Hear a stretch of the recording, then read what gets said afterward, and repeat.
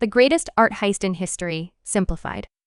It was a hot summer evening in Paris. Because of a big heat wave, the city was quiet, and even the Louvre Museum was nearly empty. But for one man, it was the perfect time to strike. That night, he pulled off one of the most famous art thefts ever. He stole the Mona Lisa from the Louvre and disappeared into the city. This started a huge investigation that lasted 2 years. The police followed many false leads and even arrested famous people before finally discovering who the real thief was, all thanks to a mysterious letter. How the heist happened. As the sun set that Sunday, the last few visitors were leaving the museum. A man wearing a white museum worker's uniform went in. He looked like an employee, so no one suspected him. He hid inside a storage closet and stayed there all night. The next day, the museum was closed to the public, so it was almost empty. At 7:15 the next morning, the thief came out. He walked into the salon car, where the Mona Lisa was displayed back then. It wasn't very famous and didn't have its own room. He carefully removed the painting from the wall and took it to a stairwell. There, he took it out of its frame, covered it with a white cloth, and headed for the exit.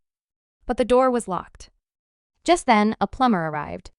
Thinking the thief was a real worker, he helped him open the door. The thief walked out with the Mona Lisa hidden under his arm.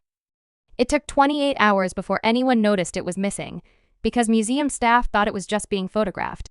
The search for the Mona Lisa. Once the museum realized the painting was gone, they called the police. Detectives rushed in. France even closed its borders to stop the thief from escaping. Just kidding about the tanks. The newspapers offered a $250,000 reward. Thousands of people contacted the police with tips. Some said the painting was in Belgium, others said it was on a ship to America. 2 big names were accused.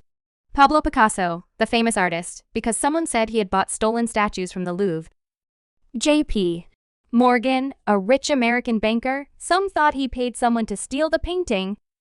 But there was no real evidence, and the painting stayed missing for 2 years. The thief revealed, in the end, the Mona Lisa had been just 2 miles away from the Louvre the whole time. The thief was Vincenzo Peruggia, a 29-year-old Italian who used to work at the museum. He knew all the weak spots. He hid the painting in a trunk with a false bottom in his apartment. Although police visited him twice, they didn't find anything. One reason he wasn't caught sooner was that the fingerprint on the frame was from his left hand, and the police only had his right hand prints. After 2 years, Peruggia got tired of waiting and wrote a letter to an art dealer in Florence, Italy. He said he had the Mona Lisa and wanted to return it to its home. They met in a hotel room. He showed them the painting and they took it to a studio to check if it was real. Once they confirmed it, they called the police. Peruggia was arrested and only spent 7 months in jail. He died 10 years later. A bigger story? In 1932, a man named Karl Decker wrote an article saying the heist was part of a bigger plan. According to him, a man named Edoardo de Valfierno, who was an art forger, had a plan to sell 6 fake Mona Lisas to rich Americans. He had a painter make perfect copies, and once the real one was stolen, the buyers believed they were getting the original. They paid a lot of money, around $90 million total in today's value. Valfierno disappeared with the money, and the real Mona Lisa was later returned.